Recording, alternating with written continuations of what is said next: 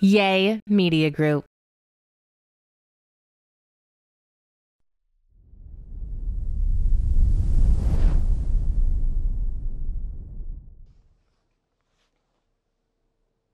So, welcome to a brand new episode of the Fitish Podcast. As you can see, we have made some changes in our life and our family future. Welcome to the roller coaster. This week, we are just going to update you on everything that's been going on. Since you left me riding solo last week, I know you were doing the work, some literal heavy lifting for the family. But yeah, we have had a lot of unexpected changes take place. And hey, life's a bit of a roller coaster. We're an adventurous family. Yeah, I think life throws some limes and lemons, and we make some lemonade and limonade.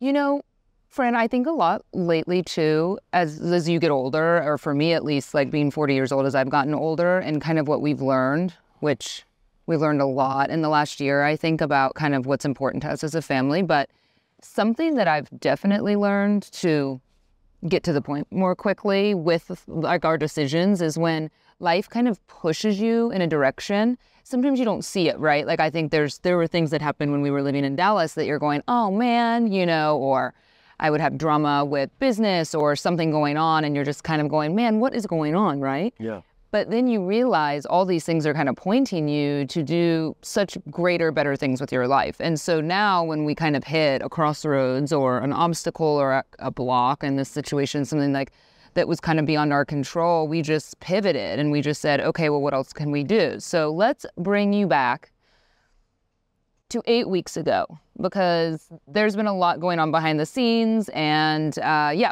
so 8 weeks ago, we were living in Todos Santos. That's the small town we were living in north of Cabo San Lucas. And we had just renewed a, lease agreement. We had a 6-month agreement and had renewed another one, about a month before that through April of 2025. And I left town one day to go to Dallas, as y'all see that I do from time to time. So does Francisco. And I left town and I got kind of an alarming message from our landlord and the property manager wanting to call a meeting with Francisco. And I thought that was weird. Friend told me, hey, our landlord wants to have a meeting, but I mean, the landlord knew I was going out of town, so I was kind of put off by it. It was like a message saying, hey, let's sit down, let's talk about the future. And I was like, well, let's do that 6 months from now. Right, like we just renewed a lease. I know the future, at least for the next 6 months.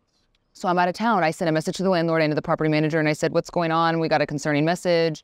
Oh, it's fine. We're meeting with Francisco later. So that obviously kind of put me in a weird place because I think it's unfair to not include me in a conversation about our family. But Fran, why don't you just, the highlights, the lowlights? Well, it seems that it was urgent. So we sat down in the house. The mood was weird. It was heavy. Yeah. Like there was the owner of the house, the property manager. I was there. And I was like, well, so what's up? It's like, well, I know that this is not the ideal place for you. And if it would have been mistletoe, I would have kissed. So sorry, I had to break the branch. And I know this is not the ideal. Like, she was trying to make it seem that it was for our own good. And long story short, she wanted to sit down and talk about the renewed contract that we already had and the one that was in place by that time. She was trying to change gears. I don't know what changed in her life, which that's a complete different story, but she wanted us out. She wanted to sell the property. She decided that selling was the thing that she needed, and she needed the house to be showable. So there was a lot of commentary that was relayed to me about the tractor bed we had put in the room and blackout curtains. And frankly, I don't even really want to bog down on all of it because what we just went through in the last 8 weeks was just like kind of the most disgusting, inappropriate treatment of us as human beings that, it was just really unwarranted, coming from a much older landlord. And I think there's obviously issues there. And we had heard that this landlord was incredibly difficult. And I thought, oh, it's great.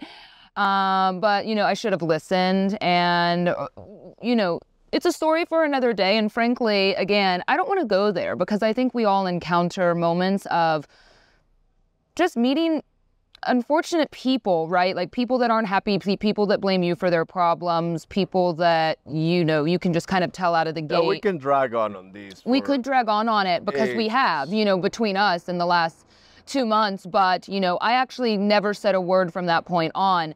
And so, of course, y'all understand, for me, my mama bear goes into high gear. And I was so put off by what was relayed to me in that conversation, kind of this instability of, wait, we're trying to be told we don't have a lease. We sold our home in the States. Well, so that's where I was trying to get at. So she sits down and I was like, well, easy. We have a contract. You respect our contract. We respect the contract. We're all happy. It's like, well, she wanted to make it seem that what we had wasn't a contract, was a letter of intent, which it wasn't. Long story, she wanted to figure out a way to get us out of her house. She had a change of gears in her head. Something triggered her. It was like a Waterloo situation. I think a week before they were cleaning the house and a vase was put out of the house to keep it safe. She got into the house, the vase was out. Supposedly the vase was like a $10,000 Murano glass vase, which if it would have been that case, she would have left it because she perfectly knew that we had a 2.5-year-old, which also we corroborated that it was more like $100 vase, but who cares? At this point, we didn't want to live in an environment that was hostile. Even if we had a contract, we didn't have a contract. I said, let's do something. We don't want to live in an environment that we are not, that it's going to become hostile, because anything after this will. Yeah, and it was already getting that way. I liked this person very much and thought I was putting out good energy, very respectful, but it became this thing of being scolded for leaving a light on outside or not recycling appropriately. And it's like, I'm 40 years old, if I want to leave a light on when Francisco's traveling and pay the electric bill, that's well within my right. But again, let's not even go there, because I think sometimes it's easy to defend when someone's coming at you from kind of this... And especially when it's insanity, when you cannot discuss insanity, you cannot fight insanity. So the gist of this is that it was left at, we'll look for a place, you look for another fitting place for us in town, and we'll see what we can do. But if we don't find anything that fits our family, we're going to stay because we have an agreement. And so obviously I went into high gear as Mama Bear going, we're not going to stay in this home because this kind of behavior is inappropriate and very unsettling. And, I want to be able to decorate for Halloween and for Christmas. I have a toddler, I want this to feel like home. And I think we realized that this home was never going to feel like home. And it is this person's home. And even though it's kind of out of line and inappropriate, we just didn't want to deal with it, right? I don't have the bandwidth. I want to work. I don't want to be living somewhere where every few months I'm scrambling to find a new place to live. So we had already planned on coming to Mexico City for the whole month of September and go to Disney World, as I'm sure a lot of y'all saw on social media. And then obviously, I had a trip to Dallas for a week. And because September is the month that in this area of Baja, all the kids are out of school because it's hurricane season, it's the hottest time of year, and it's kind of like July in the United States. And so we had already had this trip planned to leave town at the time for 5 weeks. It turned into 7, I think. But from the jump, we met so many wonderful people in the town of Todos Santos that I started kind of laying the crumbs, hey, we didn't fill them in on exactly what was going on. We just said, hey, we're looking for another place. We really need a 3-bedroom, obviously, because, Remy had been sleeping in our room anyway. And we were like, he needs a room. My mom needs a room. We need a safe space. And we had a lot of great people looking for us. The problem is when it's more of a vacation and retirement destination, the homes are Airbnb, or there were a lot of 1-bedrooms, and it's kind of a build your own destiny in a way. And that's what a lot of people do. It's very hard, I would say almost impossible, to find a long-term rental, and an unfurnished one at that, forget about it. So I found a couple great options, 3 months, 3 months long, right? 6 months long. And again, we're going into high season. So that's when it's really expensive there because the weather's so great and it's, holiday season. Anyway, we spent a good month of the first part of our adventure just really focused on finding an alternate solution. And I thought it'd be a great thing, hey, present it to this person, hey, we found a place. we're going to get out. We'll pay for whatever, until we're out. And then I thought like everything would be like, oh, easy peasy lemon squeezy, as you like to say. Yeah, so going back to what? Well, going back to what you're saying, like you met very good people. I think we met 99.9% really good people. Mostly everybody was amazing. Like everybody from the people, the families from Remy's school to the lady that was in the grocery store every day. Like everybody was so authentic and so helpful. Like the whole community came together to try to find a place, to help us find a place, because they knew that we were very happy there. People were wonderful. And I think that this realization that Francisco and I had is that, you never want to let just kind of some bad seed ruin an experience. And it definitely didn't do that. But as it became increasingly difficult for us to find a house that fit our needs, we were spending quite a bit of time in Mexico City, and we started thinking about what are some of the other options, And of course, y'all understand, without going too much into detail, even though it would be a very juicy TikTok series when I watch people that have like landlords from hell. This is beyond anything I've ever encountered, and it would be very juicy, But, something that I've learned, like I always want to take the higher road, except for the one email I had to send a couple days ago. I always want to take the higher road when people kind of talk poorly about you or mistreat you, because that says so much more about that person, right? And than it does about us. And let's just get out, right? Like we don't have the time. Like I want to find a safe space for my child. I'm craving, frankly, I was also craving some of our furniture and our things because, you're spending time on someone else's stuff and you're constantly worried. You're constantly going, no, Remy, no. Like, hence the reason I put a vase outside. It didn't break, but she was furious that I put it outside. And it just makes you think, I don't want to live this way. Like life as a parent and managing your child's emotions and your own emotions, right? As a family, when you're in a new place, it is hard enough. I mean, as a mom, I just want to feel settled because I think on a day-to-day, there's so much other drama in life between us both running businesses and your toddler behaving like a toddler, that you just want a safe, comfortable space for your family to. You don't need any more obstacles in this course. So I particularly are very thankful, even though the end was a complete hell. I'm thankful of able to find that house because that made our transition easy. It did. And made us malleable again. I think when you're young and when you're in your 20s and early 30s, you're very malleable and you can move. And when you start becoming more set on your ways, and it has made us malleable again, it made us pivot. If we find obstacles, we find solutions right away. And I think our family is getting stronger that way. We are getting stronger. And this has been, this has like by far been the hardest yet most amazing and coolest thing I've ever done in my life. Does that make sense? I mean, I think a lot of y'all watch this from afar going, oh my God, I can't believe you're all doing this. And yes, it's not a dream to move and move and move again and make an international move because that is difficult. But I think so much of this experience has taught us how strong we are, how adventurous, how, what is important to us. I think when you stay complacent in the same space for a long time, I mean, even if you love where you live, sometimes you wonder what else is out there.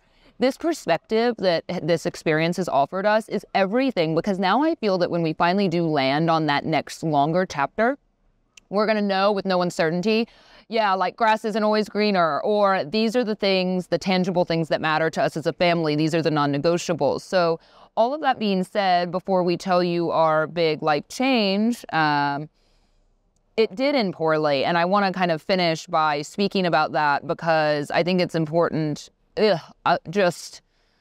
were sent so we find a new place, right? I told y'all on last week or the week before episode, they have us doing every other week right now, that we were moving, and Francisco was actually in Dallas getting our furniture, and it was kind of TBD on the location, and that we had been house hunting, and frankly, we spent a very long time house hunting. I've been posting some of our house hunting videos on TikTok if you're interested to kind of see what we were looking at.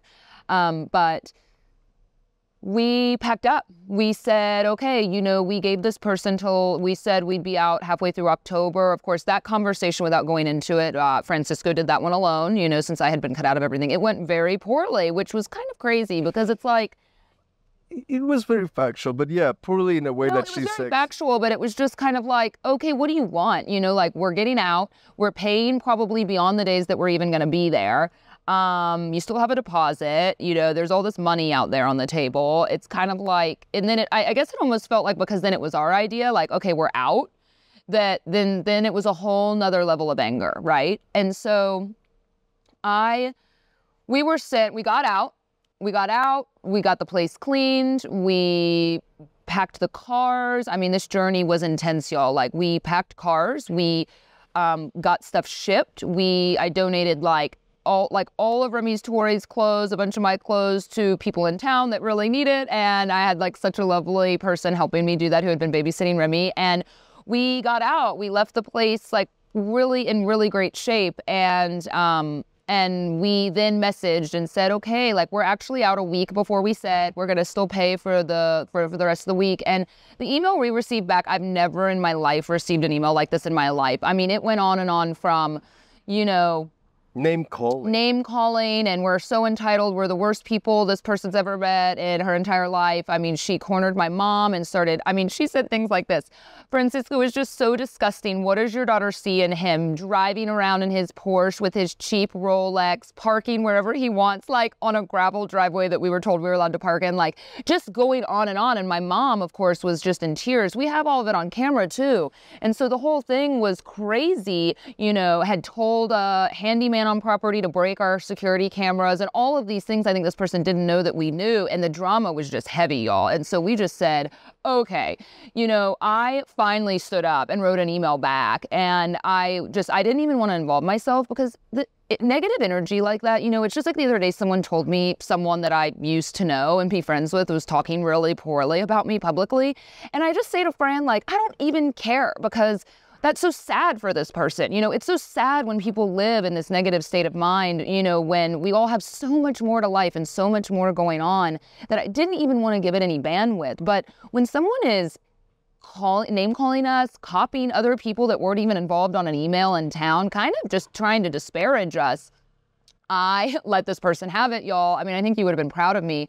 I was like, I want to take the high road, but this is just so uncalled for. I mean, I didn't name call, but I just said, I didn't do it back. I just said, this is ridiculous. This could have been drama-free. You want to sell the house. We're not buying the house. You're uncomfortable with us living there. Whatever it is, right? Whether it's right or not. We're out. What more do you want? We're out of here. And you're just name calling. You had my mom in tears. This bored person, this type of personality that she wanted to get into something. She wanted to get into drama, and she wanted it to be her way. Yeah. She wanted to dictate the rules of the whole game plan. And this is what I do for a living. She's not going to dictate the rules on what I do and what we do with our family.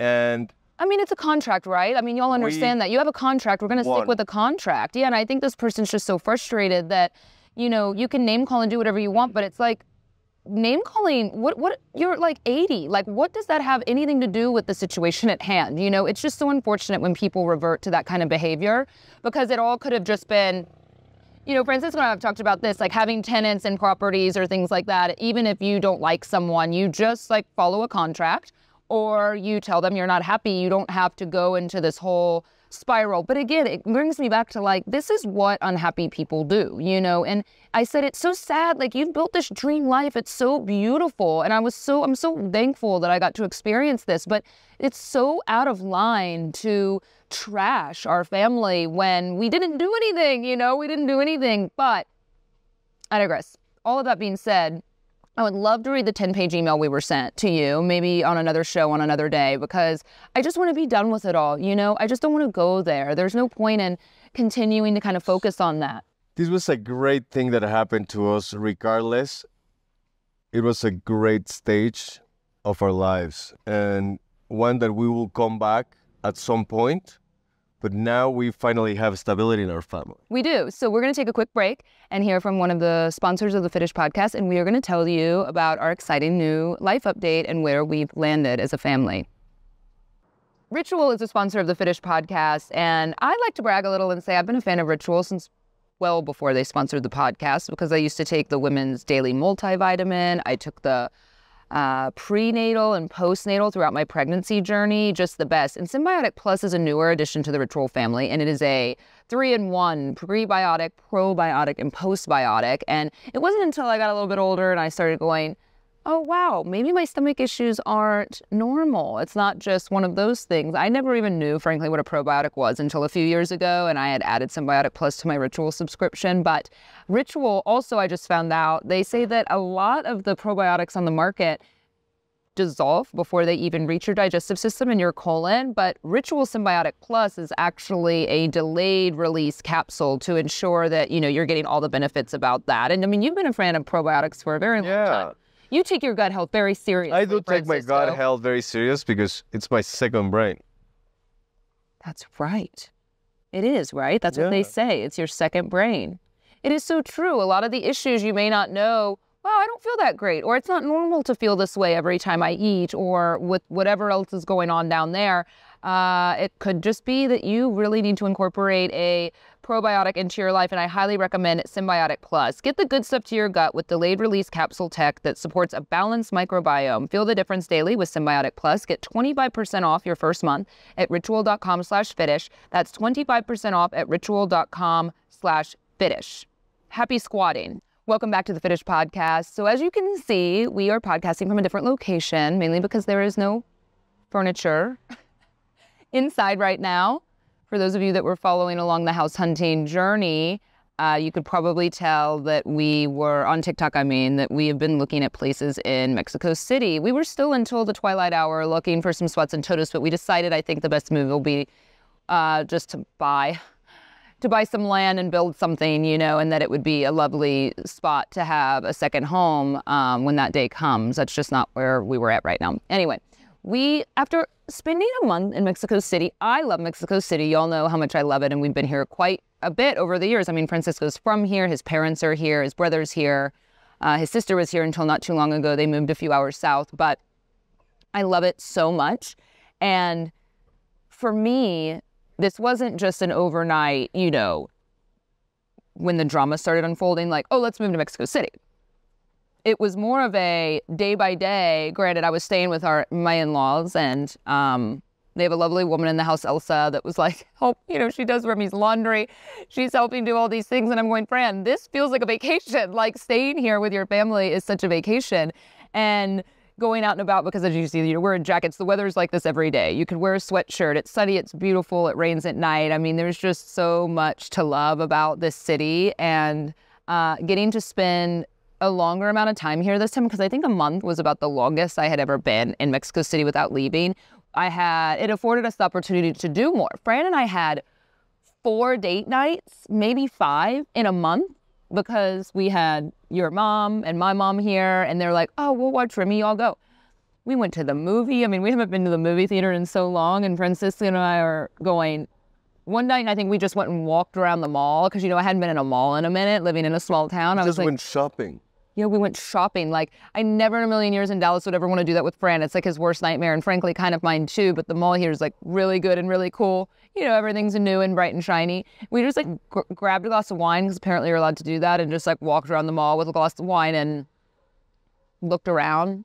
Anyway, it kind of just started got our wheels churning a little bit, and we were going, this is great. What if we just started looking for places here as a backup in case we don't find somewhere else? Because we realized that even if we had stayed till April, we'd be back in this situation again anyway, just kind of struggling to find a house. So we thought, at least let's look around. So if we do need to move in April, at that year mark, we could, you know, look into Mexico City. So I started looking at schools. We started looking at condos. Do we want to live in an apartment? We started looking at houses, because here you can actually use the outside all day, every day, year round. Like, really no bugs, and it's just awesome, right? And so we're going, and I turned to Fran and I went, we should move to Mexico City.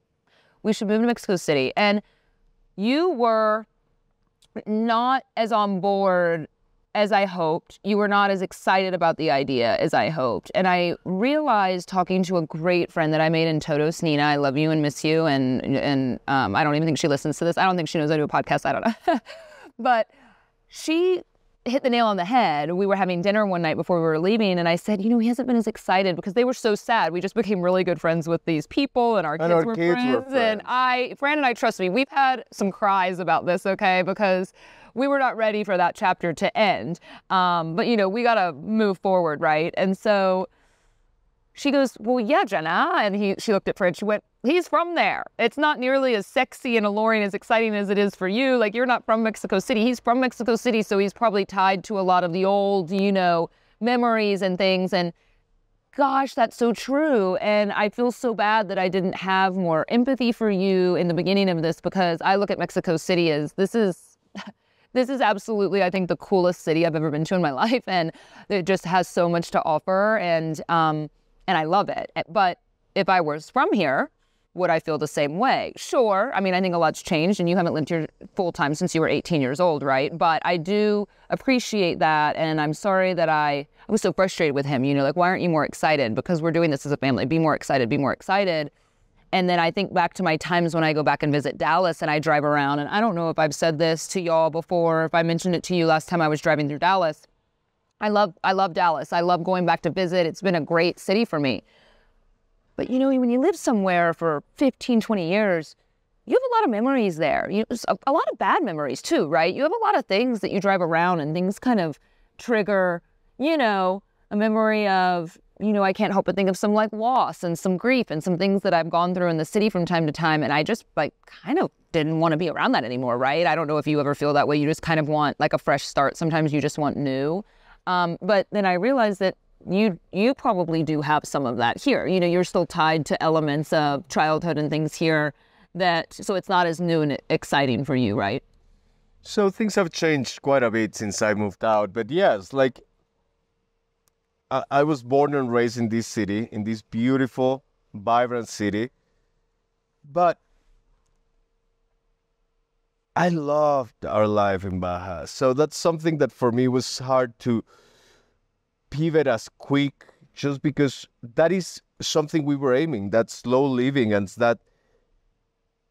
that oasis. Like I was going to Dallas maybe every week or every 2 weeks and coming back to this little place that was home. It was great. But it's a total oasis, you know, and being able to just go to the beach as a playground, and you don't want for a lot. You don't need a lot, you know, because there's just, I don't know. It was just so wonderful, you know, and it has its issues, obviously, living far away from a town, but it's true. I think for me, I'm just trying to pivot and focus on all the positives so I made a list. I mean, that's what we did. I sat down one day and I went, are we really gonna give up, you know, because, you know, you could move to Cabo San Lucas, you could move these other places, but it's just not, you know, not us, not reflective not the idea that we had to that, for that move. I think, as I was saying in the previous chapter or segment, is that I'm very thankful for Todos Santos. I'm very thankful for what we found, because we found that oasis that we needed at that time. We needed to motivate ourselves to get out of Dallas and make this leap, like this jump that was wild. And there was a lot of unknowns, but the things that were known were enough to deal with the unknowns.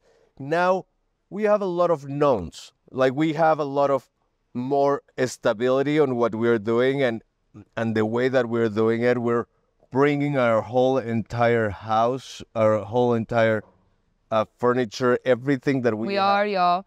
We are sitting in our new house, and we're renting. Welcome home. And I love it so much. It's a little older, but redone. It has so much character. I'm sure we'll be posting some photos. As you can see, this is like, all these houses are behind walls. And so this is like the inside of the outside of the front door area. It's just so cool. And we did look at a lot of great condos, but I think together, Fran and I decided to be less selfish, because a condo living would be easier. But because, you know, decorating a house and being in a house again is a lot more work. But to have Remy, like, have this whole indoor, outdoor, we have all the doors open, all the windows open. He can go outside and play. We're getting all our furniture from Dallas, which we will speak about this transition on the next show, because this has actually been a lot more difficult than we thought to move from Baja to here. Cars on a ferry, shipping things. Furniture right now we still haven't received. It's been a couple of weeks and we're staying with the in-laws, and which is lovely, but we're so ready to get settled. And Remy starts school in a few days, and the school is walkable down the street, which is even better than it was before because we were driving him. And I've always envisioned wanting to walk him. He needs shoes, though. He needs shoes.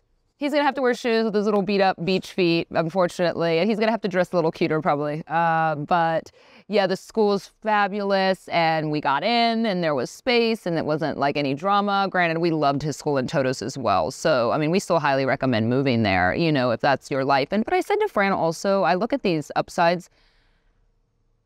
When we would podcast like this every week, and our producer, when he listens to this episode today and puts it out for y'all, he's going to laugh because it would take me like a day to upload, because internet, you know, when you live somewhere like that, yeah, for streaming, you know, for movies or for posting pictures online, it's fine. But when you're trying to upload a 45-minute podcast, that takes a lot of, you know, speed and bandwidth that we just didn't have. So I would have moments where the power would go out. I would have to go to a coffee shop or try to find somewhere else in town. And it became like my whole day just to do and upload the podcast. And so here we got fiber. I'm back to fiber, which you all know, I mean, having really high-speed internet's great, especially being a responsible business owner. I said to Francisco, if I didn't have to worry about money, or, you know, didn't have a business that I was so invested in wanting to run it, I think... And, you know, and he was able to work or do whatever from Todos, it'd be great. Like, we would build a house and be there full time, because I like that quality of life. But that's not the case for us right now. You know, I mean, we both need to work, and I love my brand and my business, and I need to be connected at all hours of the day, frankly. And as much as I want to slow live, we wanted to land on a place that we felt we could still create that sort of oasis, you know, having trees, having this nice, like, kind of home behind these walls where we feel, and even this street that we walk out to, we're in a little more of a slower community. I think we landed in the place that we landed because we can still feel that slow living in one of the busiest cities in the world, which is it's a great perk to living in Mexico City. I get to stay home, you know, for most of the day, but my thought of walking Remy to school or still being able to walk and do things, because there's so much around here from, you know, restaurants and workout studios and things like that I've missed a little bit. And then have some of those conveniences. Obviously, yesterday, Remy was having a full-on meltdown in our empty house. I said, "Are you excited? Do you like your new house?" "No, it's empty." I was like, "Yeah, it's empty, but it's not going to be." I'm trying to tell him, and that's definitely, I think, been mine and Fran's biggest hurdle is he's really emotional right now, and it makes us feel really bad as parents. I also get really frustrated, and that's why I didn't want to get into that drama with the landlord, because, you know, his eczema flares up, and he's so, because he can feel our energy when we're stressed and anxious, and so I can't, right? Our child is, as any other parent knows, nothing else in the world matters, truly, more than his well-being. And if we have to alleviate drama and make a move for more stability and good weather and that kind of walk to school and all these other things that he could decorate his room with hideous Halloween stuff if he wants, because fuck yes, he can, and not be criticized for it, then that's what we're going to do. And so I'm really excited. I've really dropped the ball on Halloween, y'all. I don't have any of my stuff here yet, and here we are, October 18th, whatever the date is. I may not have it until the days before Halloween, if we're lucky. So you'll see. I'm going to throw that giant skeleton up right here. And Remy's going to love it. We already have a couple of Halloween decorations in the house that I bought, but I'm really excited. I think that I would not have liked moving to Mexico City directly from Dallas. I'm glad that we had that bit of a long reset, which we were referring to it as a reset. I think we just hoped that it would have lasted a full year to two, and that we could have had some more roots there, even if we knew we weren't going to stay there forever because of kind of the school system and whatnot. But we had some cries over it, and I know Remy misses the beach and he misses his little friend, and I know kids are resilient, and I'm excited about the opportunities that are presented to us here in Mexico City. So I hope we didn't disappoint everyone by leaving. It's not that we really wanted to leave. We just didn't have as much of a choice, so we're making the best of it. And I'm really excited. So there's a lot of exciting things happening, a lot of opportunity, and we'll be very excited to drag you along with us to this new stage of our lives. I'm really excited. I don't want to drive. My car's sitting here. If anyone in Texas wants my car, that wants to take over my car lease, let me know. I don't want it. I don't want to drive in Mexico City. It's crazy here. I could do it if I have to around the neighborhood, but that's a whole different beast. Yeah, traffic here. But yeah, back when I made that list, and I highly recommend making a list of things, when you're considering moving and where you want to go, because that list was so eye-opening to me. Maybe on next week's show, I can read the list for you because I still have it. And I sat down one day and I showed it to Fran and I went, there were like so many more pros than cons to moving to Mexico City. I have so much more support. And I think as a mom, you know how great that is, whether it's support just kind of around the house with, I think that's one of the most important things that we have left out about this move is family. If you ask me, I would have never moved back to Mexico City in this stage of my life just because I was very excited about that form of living. But when we spent a month here and we spent time with my parents, with Candy, like all this support with my brother, like I love and adore, like my sister that she's unfortunately not here. But being back home and that whole 3-4 weeks that we spent with them was so beautiful. It was so special. It was seeing Remy evolve around his family. His Spanish, yeah, which even better being around family. It was family was the number one. Anything for that. Family was the number one, really. When I say support, that's what I mean. It's like having family is everything. And I think I felt so disappointed by kind of my own personal family situation in Dallas, I don't have much family and my dad wasn't really like around our child very much. And I have a lot of resentment about that. And so to be here, and I'm being very vulnerable today, to be here in Mexico City and be around, I grew up very far away from grandparents. So I only saw my own grandparents once a year. And now I don't really have any grandparents left. And so, my grandmother's still alive in South Carolina and I saw her a few years ago. She's much, much older now. But, I just realized that these are the years, y'all, right? Like this is why we made this move. It wasn't just about our little threesome family unit, but it was about my mom and his parents and having this quality family time. And the way Mexican culture is, for those of you, I know we have a lot of, Mexican listeners, and you appreciate how much I love the culture, but there is something so ingrained in Mexican, Latin culture about family time and also kind of the work-life balance of how important it is to just have such a better balance with all of that. I love it. I love everything about it. You get a lot more of the culture here in Mexico City, obviously. Yeah, so I think something that is very ingrained in our culture is that we work to live. Yeah. We don't live to work. And we try to enjoy the most. Like, I think we're very European in that instance, but something that I wanted to share with our audience is Candy. Like Candy, when we told Candy, is like, hey, I think this is where we're going to pivot. Candy looked at us and says, Todos Santos, who?